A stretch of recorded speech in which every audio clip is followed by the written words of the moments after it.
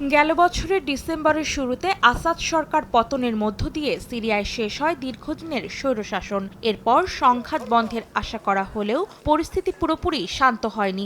লড়াই অব্যাহত রয়েছে দেশটির অভ্যন্তরীণ সশস্ত্র গোষ্ঠীগুলোর মধ্যে।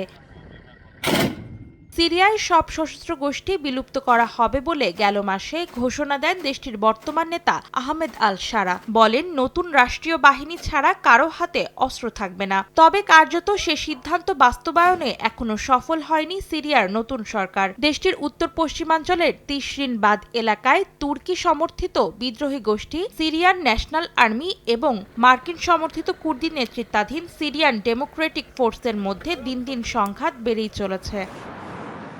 এদিকে সিরিয়ার ওপর থেকে অর্থনৈতিক নিষেধাজ্ঞা ধাপে ধাপে স্থগিত করার বিষয়ে বিবেচনা করছে ইউরোপীয় ইউনিয়ন। রয়টার্স জানায়, চলতি মাসের শেষে ব্রাসেলসে এই বিষয়ে জোটটির নেতাদের মধ্যে আলোচনা হওয়ার সম্ভাবনা রয়েছে। ইউরোপীয় ইউনিয়নের ৬টি সদস্য রাষ্ট্র সিরিয়ার ওপর পরিবহন, জ্বালানি এবং ব্যাংকিং খাতে আরোপিত নিষেধাজ্ঞা অস্থায়ীভাবে স্থগিত করার জন্য জোটটির প্রতি আহ্বান জানায়। অন্তরা সেন, সময় সংবাদ।